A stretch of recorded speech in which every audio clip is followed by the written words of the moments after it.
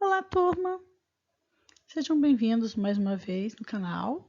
E a aula de hoje é sobre substâncias versus mistura. Bom, retomando a aula anterior sobre introdução à química, onde nós falamos de matéria, vamos então começar pela matéria. Na outra aula, nós falamos a respeito das características, das propriedades da matéria, e agora nós vamos falar da matéria em si. Começando pelo elemento. Bom, o elemento, por definição, é um conjunto de átomos que tem o mesmo número atômico. Sendo assim, a gente precisa falar de um segundo conceito, que é átomo. Os átomos são as unidades químicas compostas por prótons, nêutrons e elétrons. Eu gosto de usar como exemplo a ideia de um saco de bolinhas coloridas. Se eu retirar desse saco apenas as bolinhas vermelhas, o conjunto dessas bolinhas, a união de todas essas bolinhas vermelhas, é o elemento vermelho. Agora, cada uma dessas bolinhas seria o átomo. Então, eu tenho o conjunto, o que elas têm em comum é a cor vermelha, então elas formariam o elemento vermelho e cada uma delas é o átomo. Então, na química é assim, se eu tenho um conjunto de átomos, por exemplo, o átomo de oxigênio, todos os átomos de oxigênio, eles têm 8 prótons em seus núcleos, portanto, o número atômico deles é 8. Com isso, o conjunto deles é o elemento químico oxigênio. Além de elemento e átomo, nós temos então a substância, que são a porção da matéria que tem propriedades bem definidas e que lhes são características. As substâncias são formadas pela união de átomos. Então, vamos supor a água.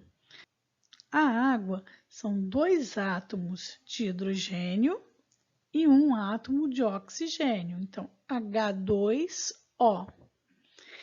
A água ela tem propriedades bem definidas. Por exemplo, as propriedades organolépticas. A água não tem cor, não tem cheiro, não tem sabor. Se eu for pensar nas propriedades físicas, por exemplo, o ponto de fusão da água é igual a 0 graus Celsius, o ponto de ebulição é 100 graus Celsius.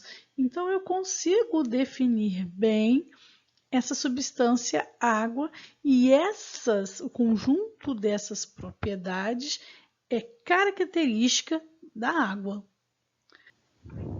Eu posso comparar, por exemplo, 2 copos contendo líquidos incolores, um sendo água e o outro sendo álcool.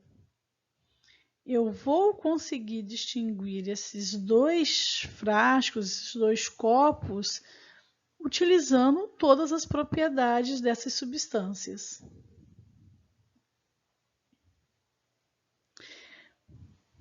Este é um gráfico da substância pura. A substância, toda substância, ela já é pura por definição. Mas como muitas vezes nós utilizamos o termo substância para designar, às vezes, misturas homogêneas, então, apesar do termo substância pura redundante, a gente gosta sim de usar esse termo para enfatizar que eu estou falando apenas da substância. Este aqui é um gráfico de uma substância pura, da mudança de estados físicos de uma substância pura. Este gráfico está em razão da temperatura pelo tempo decorrido. O que eu quero chamar a atenção nesse gráfico é para esses 2 platôs, o platô da fusão e o platô da ebulição. No caso da substância ser pura, esses dois platôs eles são na horizontal, ou seja, a temperatura inicial é igual à temperatura final da fusão. Se eu tiver um cubo de gelo e deixá-lo passar do estado sólido para o estado líquido, ele não vai passar, vai derreter de uma hora para outra no piscar de olhos. Ele vai levar um tempo.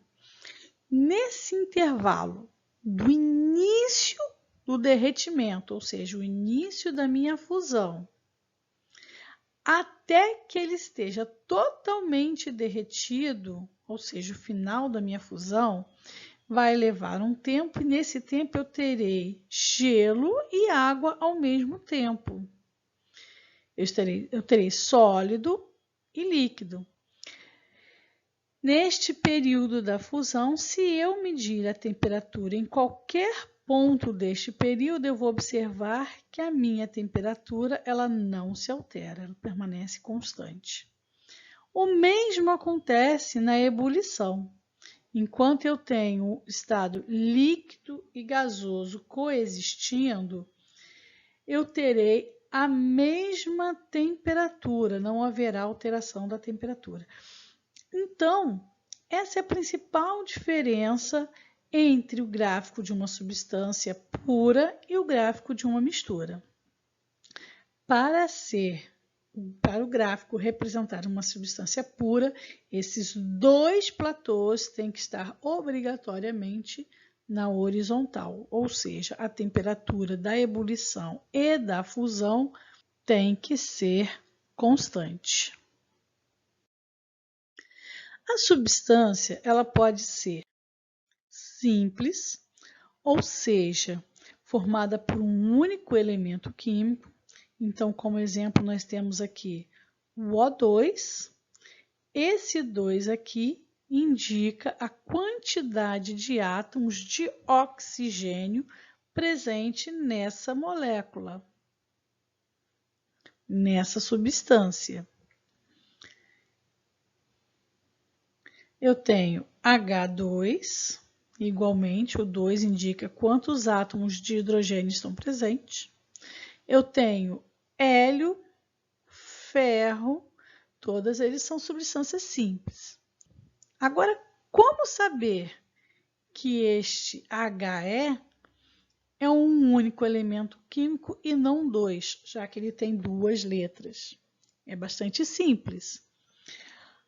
A quantidade de elementos químicos é igual à quantidade de letras maiúsculas presente na fórmula molecular.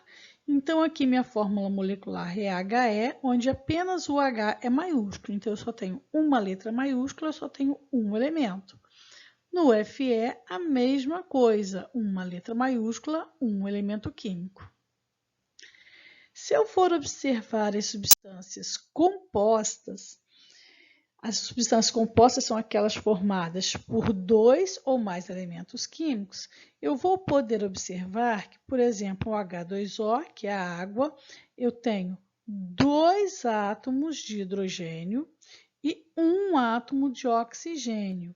Isso me dá, ao todo, 2 mais 1, 3 átomos. Então, a água é uma molécula composta por 3 átomos, sendo 2 de hidrogênio e 1 de oxigênio.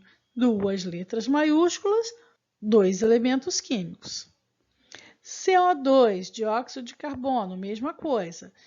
Só que aqui com 2 átomos de oxigênio e 1 átomo de carbono. Então, são 3 átomos ao todo. 2 letras maiúsculas, 2 elementos químicos. HCN, isso aqui é ácido cianídrico. Ele tem 3 letras maiúsculas, então 3 elementos químicos. Como não tem nenhum número embaixo de nenhuma das letras, quer dizer que ele tem um átomo de cada um. Quando não tem número nenhum, significa um átomo. Então, é uma molécula triatômica, ou seja, com 3 átomos. H2SO4 é o ácido sulfúrico, ele possui 4 átomos de oxigênio, 1 átomo de enxofre e 2 átomos de hidrogênio. Isso dá um total de 7 átomos. E 3 elementos químicos, porque só tem 3 letras maiúsculas. Além das substâncias, agora vamos falar então da mistura. As misturas possuem um gráfico bem semelhante ao anterior de substância pura, também aqui temperatura por tempo decorrido, onde a diferença está no platô da fusão e no platô da ebulição. Como eu disse anteriormente, na substância pura, o platô tanto da fusão quanto da ebulição, ele é horizontal, ou seja, tem temperatura constante nos dois casos. Na mistura, pelo menos um desses platôs, ele não será horizontal. Eu posso ter ou o da fusão, ou o da ebulição, ou os dois. No caso, o que acontece na mistura é que a temperatura inicial, seja da fusão, seja da ebulição, ou dos dois, é diferente da temperatura final. Então, eu não tenho uma temperatura constante. O que eu tenho é uma variação da temperatura nesses casos. Essa é a diferença entre os gráficos da mistura e os gráficos da substância pura.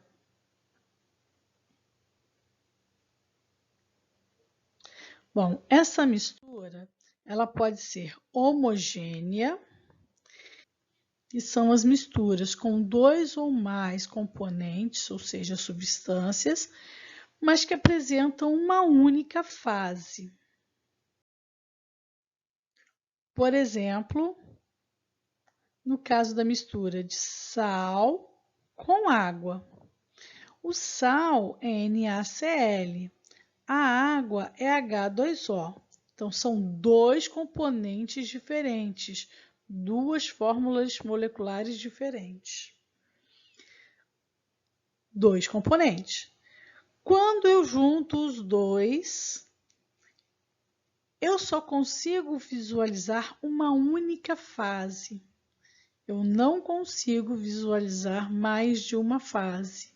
Ou seja, olhando eu não consigo distinguir aonde está o sal separado da água. Isso é uma fase. Por isso, uma mistura homogênea. Na mistura heterogênea, eu tenho 2 possibilidades. A primeira é quando eu tenho 2 ou mais componentes me dando 2 ou mais fases. Como exemplo, nós temos aqui a mistura da areia com a água. Quando eu misturo a areia e a água, eu consigo identificar aonde está a areia e onde está a água, onde termina uma e começa a outra. Então, eu tenho 2 fases, 2 componentes, 2 fases.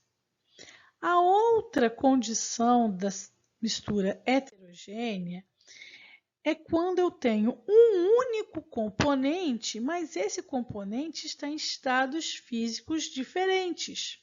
E com isso eu tenho mais de uma fase, 2 ou mais fases. É o exemplo aqui do gelo e da água. O gelo é H2O. A água também é H2O. Então, a fórmula molecular das 2 substâncias é a mesma. Então, eles são um único componente. Porém, ao misturar os dois, eu consigo visualizar perfeitamente a água separadamente do gelo. E isso me dá, então, as 2 fases. essa foi a aula de hoje. Eu vou deixar este mapa mental na descrição dos vídeos e espero vocês na próxima aula. Tchau para todos!